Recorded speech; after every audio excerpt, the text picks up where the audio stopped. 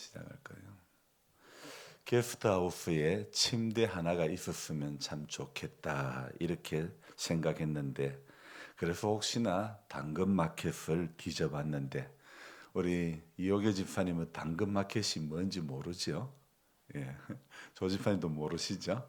당근마켓이라고 하는 것은 인터넷에 이제 이 뭐 실제 슈퍼마켓처럼 이런 것이 아니고 인터넷에 당신의 근처에서 이래 물건을 안 쓰는 거 사고 팔고 할 수 있는 그런 마켓을 당근마켓, 당신의 근처에 있다고 그렇게 해서 당근마켓이라고 하는데 울진에서 마침 흑표 흑침대를 하나 이렇게 어떤 분이 나눔을 올렸는데 그래서 그 신청하면 나눔을 신청하려면 사연을 적으라고 하길래 제가 게스트하우스에서 사용할 거라고 말씀드렸더니 가져가라고 곧이어 연락이 왔습니다.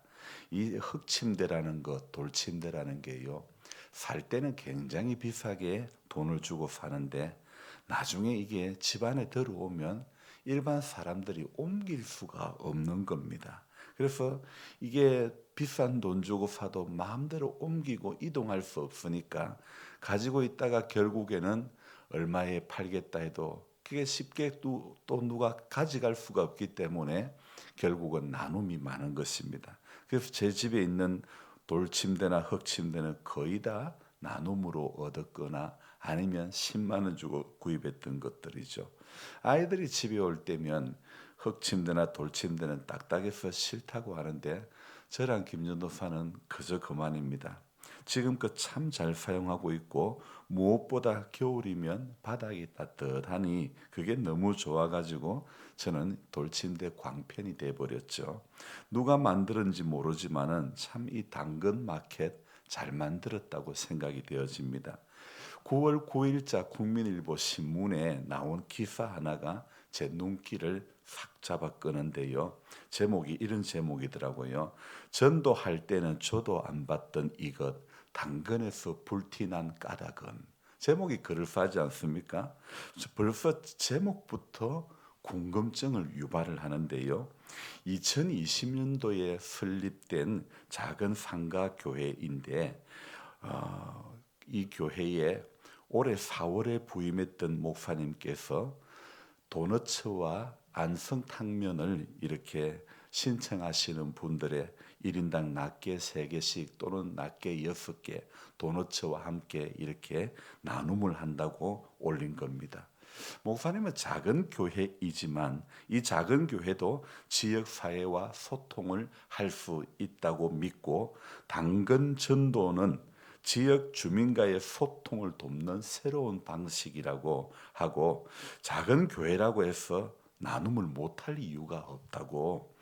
그래서 오히려 작은 교회일수록 더 진정성 있게 다가갈 수 있다는 점을 강조를 했죠. 그러면서 전도는 물건을 나누는 것이 아니라 사람에게 신뢰를 주는 것이 중요하다. 이런 이야기를 했습니다. 기사를 보고 제가 참 이 목사님 아이디어가 너무 좋다. 이런 생각이 들었는데 기사로 올린 기자의 그 기사 제목도 너무 그럴싸하지 않습니까? 전도할 때는 저도 안 봤던 것, 당근마켓에서는 불티나는 까닭은 저도 당장 써먹고 싶은 마음이 들었습니다. 그래서 교회밭에 심어놓은 고구마가 이제 캘 때가 되었는데 당근마켓에 올려 고구마 나눔을 해보면 어떨까 이런 생각을 해보았습니다. 그래서 제가 글을 적다가 잠시 당근마켓에다가 올렸습니다. 사람들이 교회로 찾아올 수 있는 방법이 바로 당근마켓을 통한 전도인 것 같습니다. 교회에서 현재 사용하지 않는 이 좌식 예전에 우리가 밥을 먹었던 좌식 식탁도 2층에 4개나 있는데 그런 여러 가지 물건들을 당근에 올려서 나눔을 하면 어떨까 생각을 해봅니다. 또한 카페 스타일로 만든 우리 봉사관에서 핸드드립 커피나 차를 나누면 또 어떨까 생각해 봅니다. 여러분, 전도를 안 해서 그렇지 하려고 하면 얼마든지 전도의 방법은, 아이디어는 나올 것이라고 생각되어집니다. 아무튼 어제 좋은 침대를 나눔해 주신 가정에 감사를 드릴 뿐입니다. 이렇게 훈훈한 마음을 믿음의 사람들이 나누어야 그게 바로 빛된 삶이고 그게 바로 소금된 삶이 아닐까 싶습니다. 지역사회에서 교회가 영향력을 미치는 방법이 이렇게 훈훈한 소식, 훈훈한 소문이 멀리 멀리 퍼져나가야 되지 않겠습니까? 이참에 우리 교회를 이제 소개하라 그러면 이참에 저는 당근 교회라고 그렇게 설명하면 어떨까? 당신의 근처에 있는 교회, 당근 교회라고요. 교회가 지역 사람들과 멀리 있는 교회가 아니라 지역 사회 속에 있고 지역 사회를 섬기면서 훈훈한 소식을 전할 수 있다면 그보다 귀한 것이 여러분 어디에 있겠습니까? 벌초하는 계절이 돌아오면 예초기를 빌려드리고 로타리 치는 시기가 되면 로타리 자금 나눔합니다. 이렇게 신청받고 포크레인 자금 나눔 신청받습니다. 긴 시간은 안 되고 그러면서 여러분 소통을 하려면 얼마든지 소통할 수 있고 전도를 하려고 하면 얼마든지 할 수 있을 것 같습니다. 이런 것 모두가 어제 제목, 말씀의 제목처럼 하나님의 선하심과 인자하심에 속한 어떤 그런 부분이 아닐까 생각도 해봅니다. 오늘 성경 읽기 시작하는 첫 장인 118편에도 어제의 제목의 말씀과 마찬가지로 하나님의 선하심과 인자하심이라는 그런 말씀이 나오죠. 우리는 1절을 같이 읽어봅니다. 여호와께 감사하라. 그는 선하시며 그의 인자하심이 영원함이로다. 역시 인자하심과 선하심이라는 단어가 나옵니다. 여호와께 감사하라. 그는 선하시며 그의 인자하심이 영원함이로다. 이 말씀은 2절 끝에 3절 끝에 4절 끝에 1절부터 4절까지 모두 끝나는 문장이 바로 그의 인자하심이 영원함이로다 할지로다 이렇게 끝이 나죠. 3일간 계속해서 지금 하나님의 인자하심이라는 말씀이 제 안에서 깊이 각인이 되는데요. 119편 64절에도요. 주의 인자하심이 땅에 충만하였으니 119편 68절에도 주는 선하사 선을 행하시오니 여러분 이 시편을 읽어보면요. 하나님의 선하심이라는 하나님의 인자하심이라는 단어가 얼마나 많이 나오는지 모릅니다. 그뿐 아니라 시편 136편에 보면요.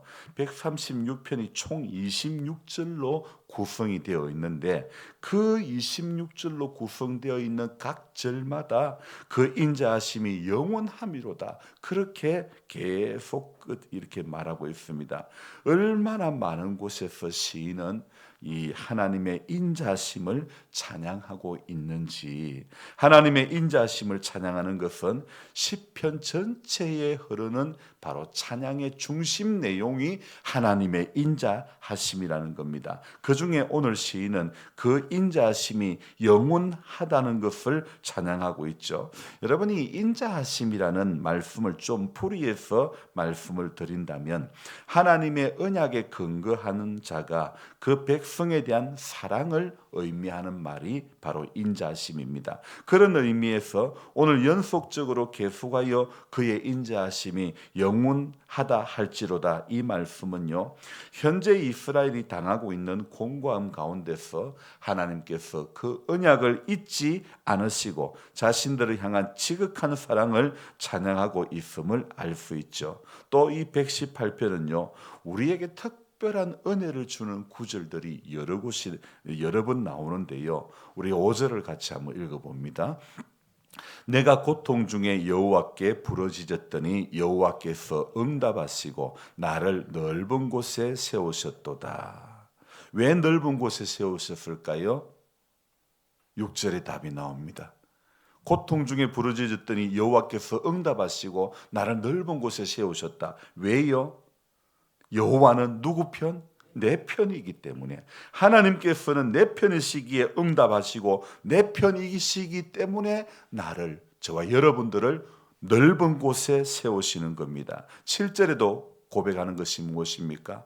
역시 여호와께서 내 편이 되사 나를 돕는 자 중에 계시니 그러므로 나를 미워하는 자들에게 보응하시는 것을 내가 보리로다. 얼마나 귀합니까? 하나님이 내 편이라는 겁니다. 하나님이 저와 여러분들의 편이라는 것입니다. 이 새벽에도 오늘 이번 한 주간에도 내 편이 되신 하나님의 손길이 하루하루 살아갈 때마다 경험되어지기를 기도합니다.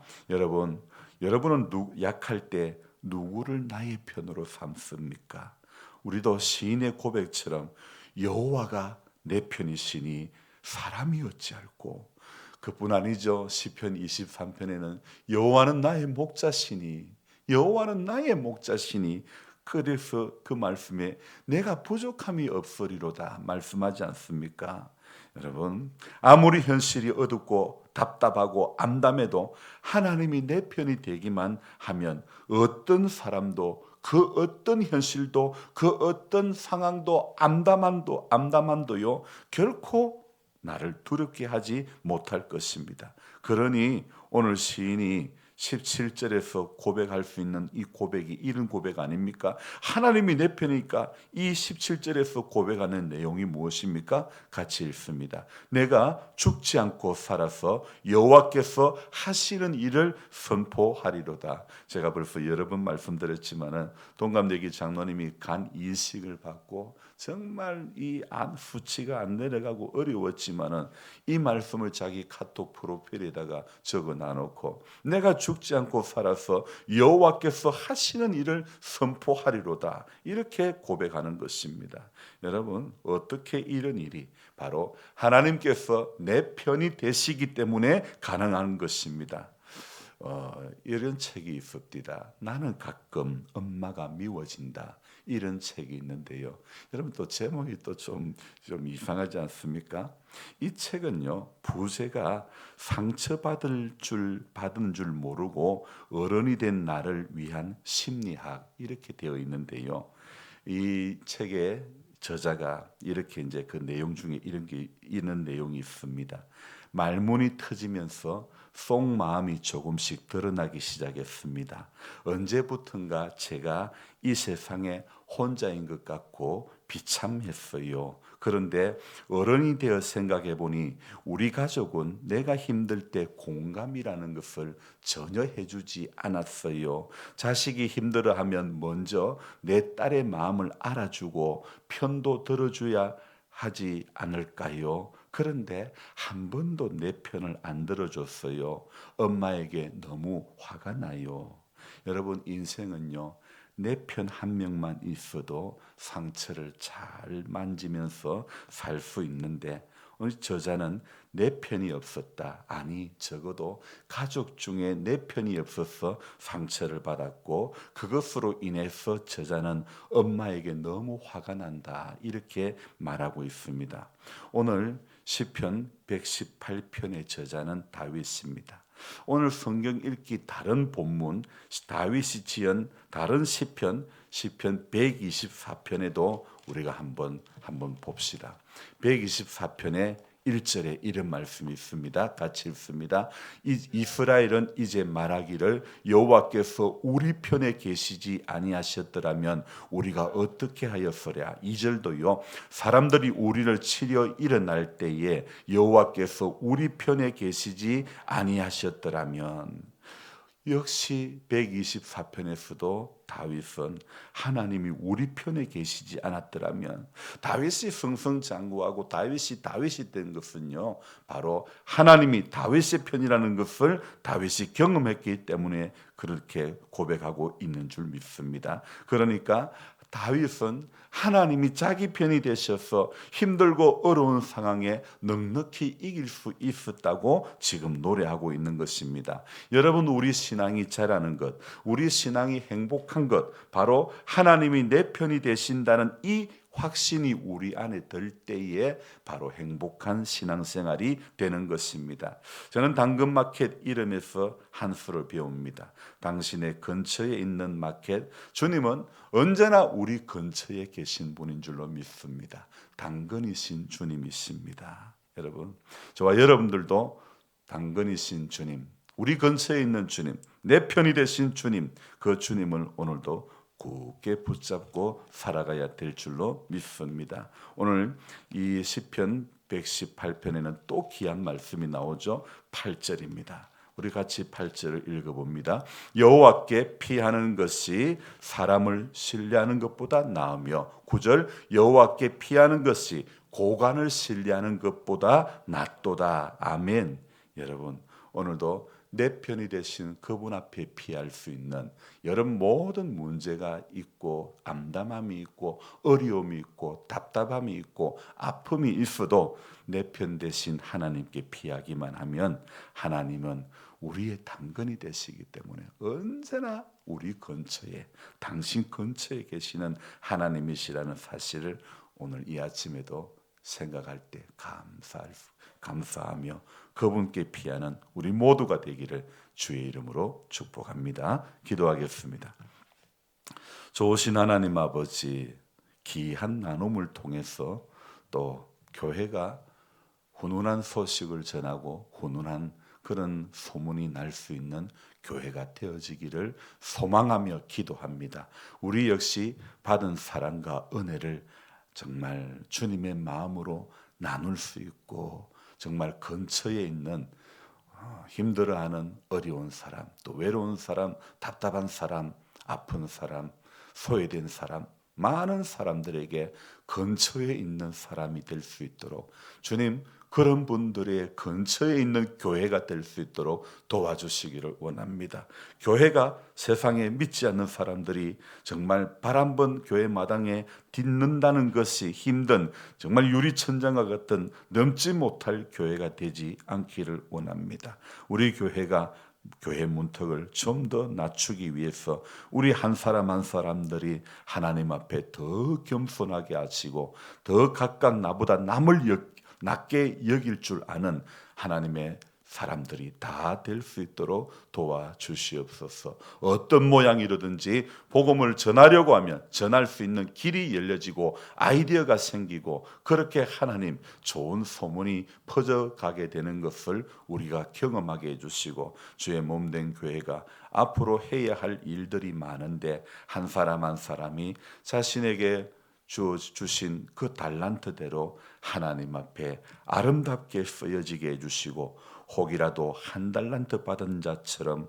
땅속에 사장해버리는 어리석은 자가 되지 않도록 도와주시기를 간절히 바라옵고 납니다. 이번 한 주간도 하나님 아버지, 하나님이 내 편이 되신다는 이 사실 앞에, 하나님이 우리 편이 되신다는 이 사실 앞에 우리 모두가 감사하며 우리 신앙생활이 행복할 수밖에 없는 그런 신앙생활이 될 수 있도록 도와주시옵소서. 주변에 많은 사람들이 세상에 내 편은 하나도 없다고 생각하며 극단적인 선택을 하는 경우가 얼마나 많은지 모릅니다.